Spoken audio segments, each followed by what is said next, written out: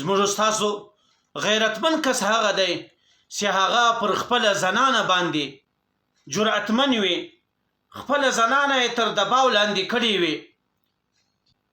زموږ ستاسو په معاشره کې هغه نو موږ تر ټولو غیرتمن بولو، لیکن کم کس که د خپلې زنانې خبره منله، له هغې سره د په خپل طبیعت باندې زندگی تیروله، هغه زموږ ستاسو په معاشره کې کمزوری کس هغه بولو.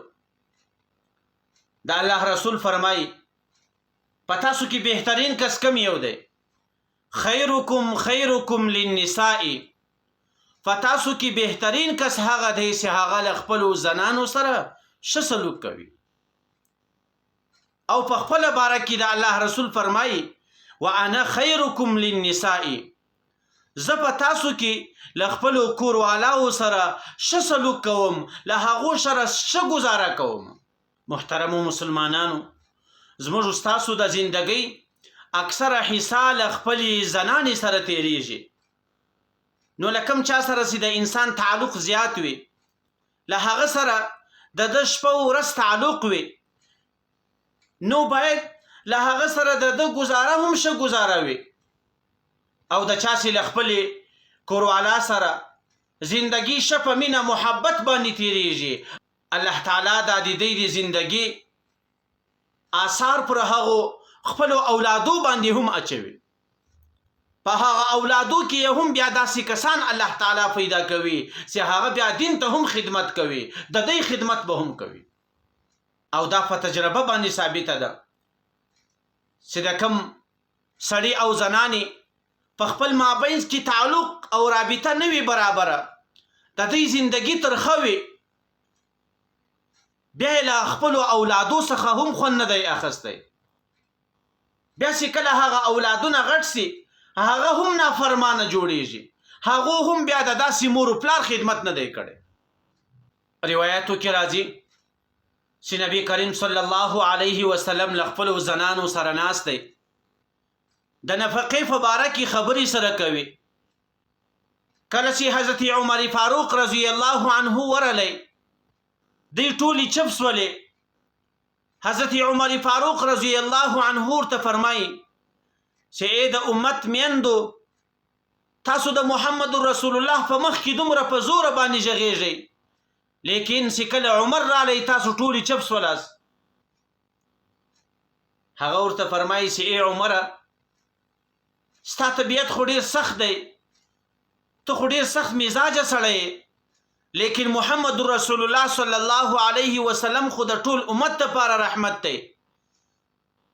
هغه خو د طبیعت لخوا ډیر نرم دی، موږ هر رقم خبره محمد رسول الله صلی الله علیه وسلم ته کولی سو، او په ډیر جرأت یې ورته کولی سو. موږ چې کوم خواهش شي، هغه خواهش و محمد رسول الله صلی الله علیه وسلم ته بیانولی سو. لیکن چې کله ته رالی، ستا طبیعت به موږ ته معلوم ده، هغه ستا د طبیعت د شدت په خاطر باندې موږ ټوله چپ سولو. نو محمد رسول الله صلی الله علیه وسلم له خپلو زنانو سره داسې ګزاره کوله، او امت ته هم دا پیغام پرېږدي چې خیرکم خیرکم للنساء. په تاسو کې بهترین کس هغه دی چې هغه له خپلو زنانو سره ښه ګزاره وکړي. او چا چې له خپلې کوروالا سره ښه ګزاره کړې ده، هغو ته الله تعالی ډیر غټ مقام ورکړی ده. ستاسو په مخ کې به یو عجیبه واقعه درته ذکر کوم. د شاه ابوالحسن خرقانی رحمت الله علیه په باره کې راځي چې دا صاحب د کرامت و، دا د الله تعالی یو ډیر لوی ولی تیر سوی دی، لیکن الله تعالی د ده په نکاح کې یو داسې زنانه راوستې وه چې هغه ډیره بد اخلاقه وه، ډیره بد مزاجه ښځه وله، د هغې ژبه ډیره تیزه وله، له ده سره به ډیره بده ګزاره کوله. لیکن دی د الله تعالی ولی دی. یو وخت د د ملاقات لپاره یو کس 1000 میله سفر یې وکړو. 1000 میله ډیره غټه فاصله ده، او داسې سهولیات هم نه موجود لکه نن سبا سي دي. لزر میله سفر څخه وروسته د دو ملاقات ته رالی. کله چې دا ځوان د دو ملاقات ته رالی د د کور پوښتنه یې وکړه. هغه کور یو چا ور وښوی. داسې کله د دو کور ته ودرېدی، دروازه یې ور وټکوله. د کور والا یې له هغې خوا څخه راژغ کړو چې څوک یې. دی ورته وایي یو مسافر یم، زر میله سفر مې کړی دی، د شاه ابوالحسن خرقاني رحمت الله علیه و ملاقات ته راغلی یم. آیا دا د کور دی؟ هغه ورته وایي او دا د کور دی، لیکن ته ډیر خطا سوی چې تا دومره غټ سفر کړی دی، زر میله سفر دی کړی دی، صرف ته د ملاقات را رواني. تی خو یو عام سړی دی، لکه څنګه چې ته د الله تعالی یو بنده یې، تی هم د الله تعالی بنده دی. په ده کې څه کرامت دی چې تا دومره غټ سفر د ده دپاره کړی دی؟